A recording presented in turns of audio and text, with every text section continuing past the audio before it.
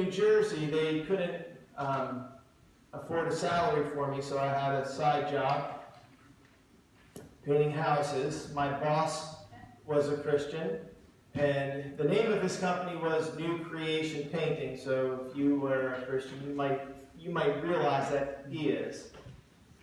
So we were on this one job. It was a large house, and there were some carpenters there, and we began talking with him, and he asked if we were Christians.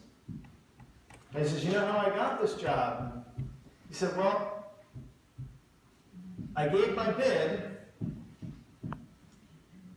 and there were several other bids that were lower than mine, one particularly. And the owner said, well, I'd like to give you the job. Would you consider taking cash and lowering your bid some?" The guy said, "Well, no, I can't do that. See, I'm a Christian, I follow Jesus, I make my decisions according to how he would have me make them, and I really could not defraud our government just to make a few dollars." Well, the guy said, "Thanks, I guess I'll hire the other guy." But a couple days later, this man received a phone call. And the owner said, "Well, you know, I figured if you wouldn't rip off the government, you wouldn't rip me off. So maybe I'll hire you." See, doing things God's way doesn't always guarantee you'll get the job. In fact, there's probably just as many people who would say, "Well, that's foolish. I'll just hire the cheaper guy."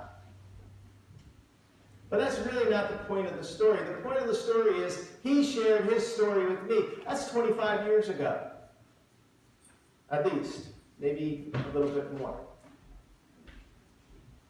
And through all of these years, that has stuck with me. And it has informed my decision to live my life every day to please God. Now, I'm not saying I get it right 100% of the time. I'm shooting for like 38%. But you get the idea, right? When we live our lives to please God, then we have an opportunity to influence other people. And in sharing his story, this nameless man, because I don't remember his name, has helped shape me as a follower of Jesus Christ. And God has things like that every day for you and for me to do. Living for him, giving glory to him, helping people, being kind to people, being gentle with people, being generous with people.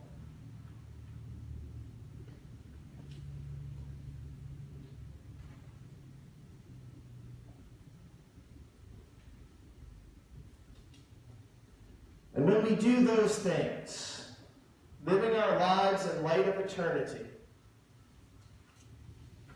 then we find meaning and purpose to our lives. It is no more just pushing the rock up the hill only for it to roll back down and walk back down and push it back up. There need not be a monotony to your life. When there's a whole scavenger hunt of things for you to do, to honor God and to bless people.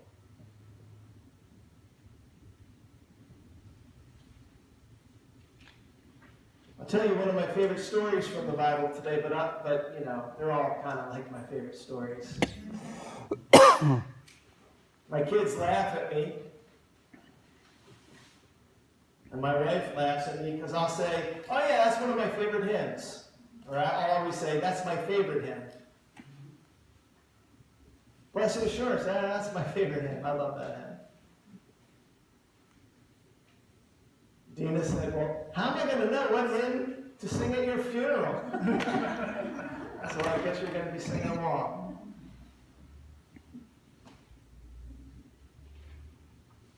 The story's about a guy named Abram.